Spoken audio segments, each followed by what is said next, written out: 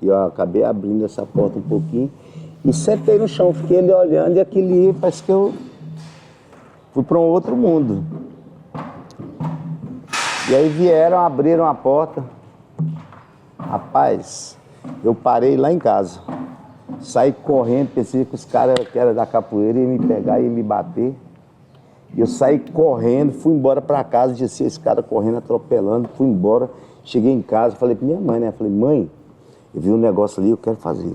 Ela, o que que é? Me falaram que é capoeira. E nesse momento que estava tocando um atabaque lá, estava tocando atabaque, o birimbau, usavam um atabaque, um birimbau e um pandeiro. E aí essa pessoa que veio abrir a porta foi o mestre Passarinho. Aí ele chegou a abrir a porta assim, e aí meu companheiro, e eu, companheiro, corri para embora. E aí cheguei na minha mãe e falei, quero treinar capoeira. Ela, não, você não vai treinar capoeira não. Ninguém gosta de capoeira, já fazer capoeira, vou fazer capoeira. E aí foi uma luta danada, mas aí eu falei, vai fazer capoeira, então eu quero fazer capoeira, vou fazer escondido. Aí ela foi, fez a carteirinha do SESC, me tornei sócio, me inscrevi. E aí comecei a capoeira e não consegui mais me desligar desse movimento. Eu tive muito problema no começo. Se fosse para me falar aqui, diante esse tanto de pessoas aqui, eu tenho certeza que eu não conseguiria. A capoeira me deu tudo isso, me deu essa coragem de encarar uma pessoa, de conversar. Se a pessoa conversasse comigo, alterasse a voz, eu chorava, saía, tremia, ficava, né? Então, assim,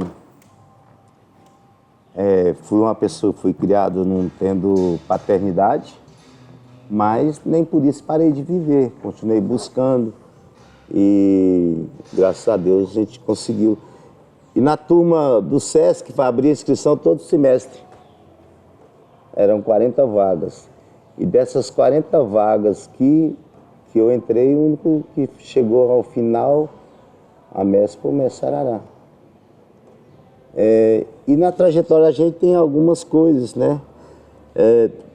O primeiro, acho que uns 2 meses, a gente só entrava na roda depois de 6 meses. E depois na roda oficial para pegar a graduação é depois de 1 ano. Outro fato interessante da época é que as graduações para semestre eram 4 graduações. Então dentro de 4 anos você era mestre de capoeira. Porque os mestres da época falavam que a capoeira como um curso superior que teria que ser 4 anos. Então você tinha que aprender tudo de capoeira dentro de 4 anos. Se não aprender, você era obrigado a se formar com 4 anos. E ao final de tudo isso tinha a emboscada. Claro, se fosse hoje já só tinha mestre, não tinha aluno. Aí tinha, no final do curso de 4 anos, tinha a emboscada. E essa emboscada é que você pegava a graduação de mestre. O mestre Passarinho saiu do SESC, acredito que em torno de 78 para 79. E o mestre Suíno ficou tomando conta desse trabalho. E como eu morava ali no bairro, não quis ir para onde o mestre Passarinho transferiu as aulas, que era para um colégio Jardim América. Eu fiquei no SESC auxiliando o mestre Suíno, que ele era o aluno mais velho do mestre Passarinho. Então eu consegui chegar na graduação de contramestre, né? E daquela graduação de 4 anos, aí teve uma transformação de graduação. Então eu formei a contramestre acho que umas 4, 5 vezes. Porque apareceu uma nova live e o pessoal, vamos seguir a graduação da federação.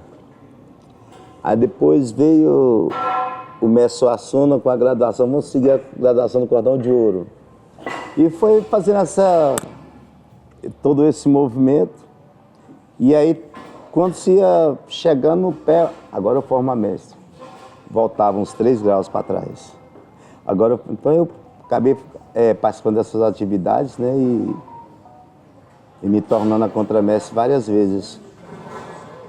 Mas, assim, acabei me formando em 1990.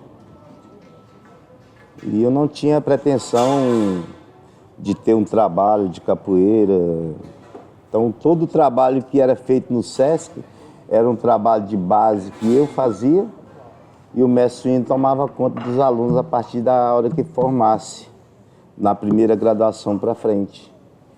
Então, todos esses alunos do Candeias, todos passaram pelo mestre Sarará. Não são alunos do mestre Sarará, mas teve uma parcela de colaboração no começo da sua vida.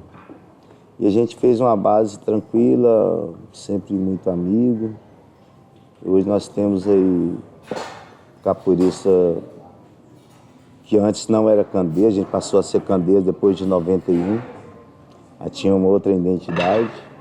E o Grupo Candeias nasceu grande, mas o Grupo Candeias sempre foi grande, porque o Grupo Candeias nasceu de grupos que eram formados de alunos de uma associação que chamava Ângulo Regional.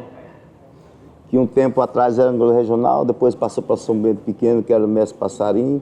O Mestre Passarinho saiu do SESC, a gente voltou a usar o nome Ângulo Regional para mudar a identidade de local que treinava. E a gente continuava sendo aluno do Mestre Passarinho, a gente pegava aula com ele umas 2 vezes por mês. Ia no local que ele estava, ele vinha no SESC.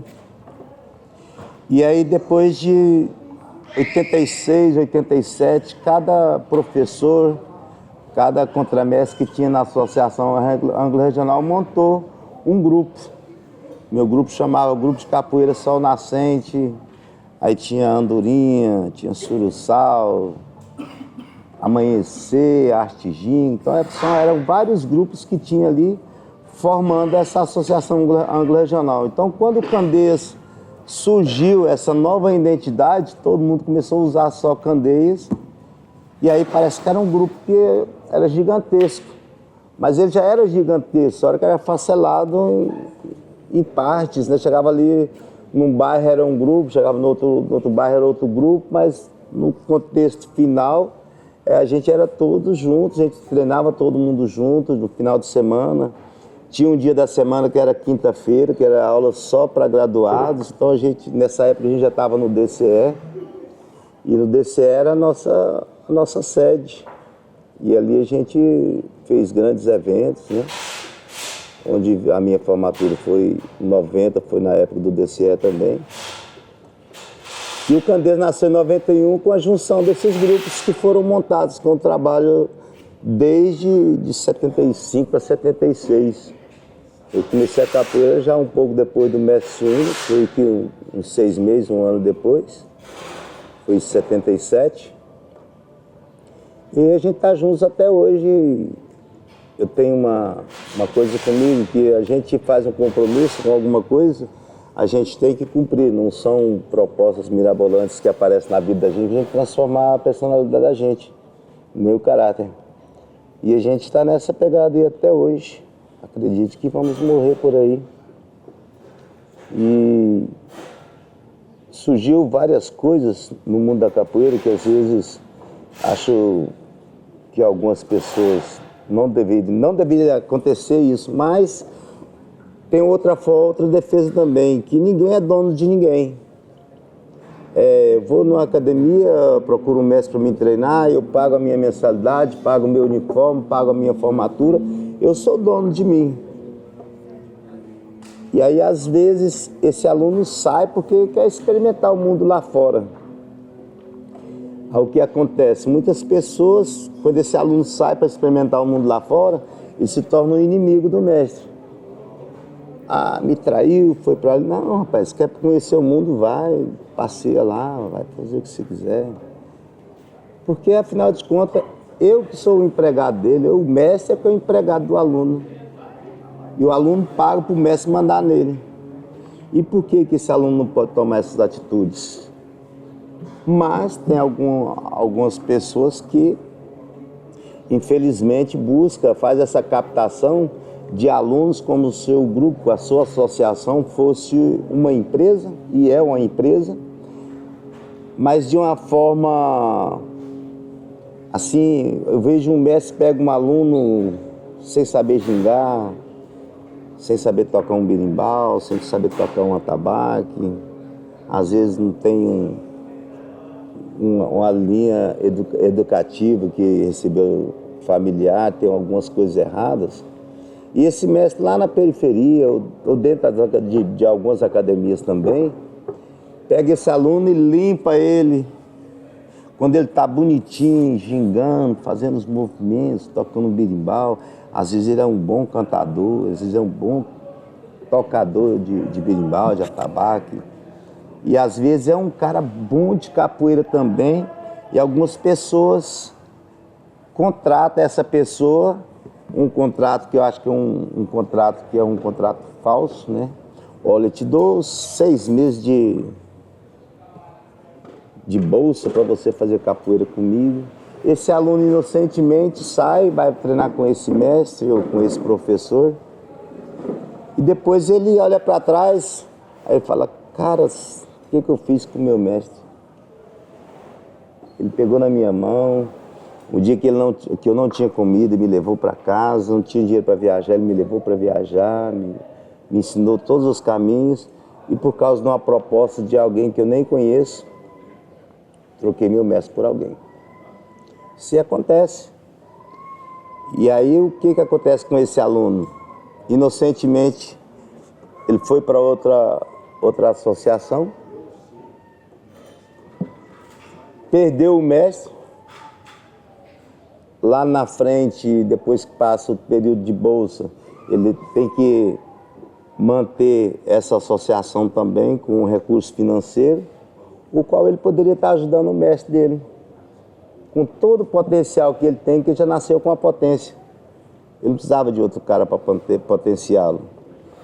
Porque, na verdade, o mestre capoeira, ele ensina o cara a gingar, ensina a educação dentro da capoeira, fora da capoeira, ensina os movimentos básicos e pode buscar no seu interior. Você não aprendeu tudo que você tem na capoeira só com o seu mestre, só com a sua associação.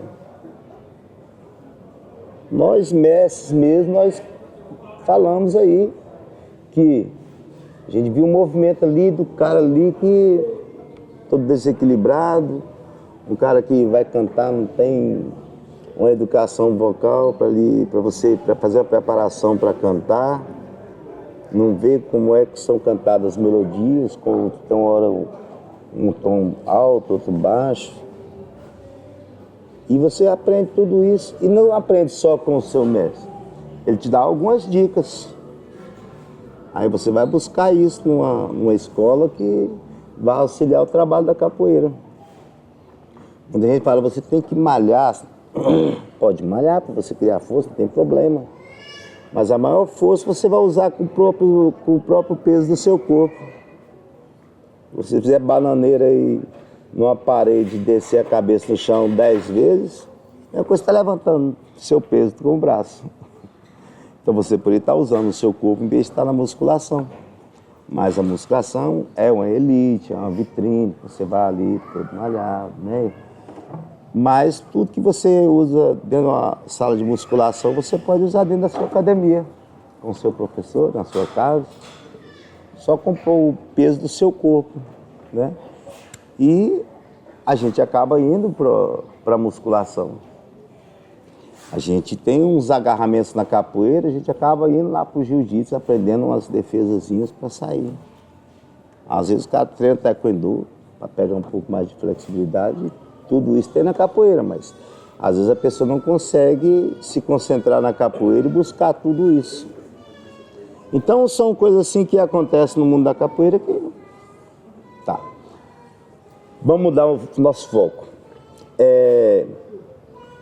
Nós temos essa dança, essa luta que chama o maculelê. Nós temos duas formas de contar sobre o maculelê. Uma como lenda, né? Os tambores é um dos meios de comunicação, acho que creio que depois da fumaça é o mais antigo, que as tribos antigamente, e o tambor veio da raça tribal. As tribos que moravam do outro lado do rio, atrás de uma serra, tocavam os tambores, sabia que estava tocando, se era para guerra, se era para festa. Então isso aqui é um meio de comunicação. E ele é usado hoje no maculelê como meio de comunicação.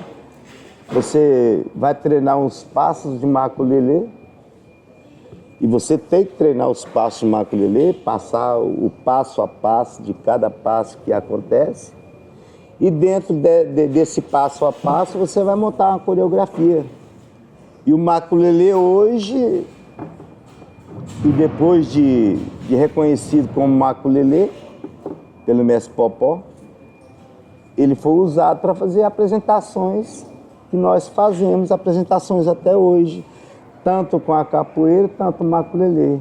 Ah, mas eu quero fazer capoeira, que eu quero fazer maculelê. Não, maculelê não tem nada a ver com capoeira. Então o cara vai lá na academia pensa que vai ter maculelê uma vez por semana. Não. Maculelê a gente treina os passos básicos, a gente já tem a grade do maculelê pronta. E a apresentação do maculelê consiste em quê?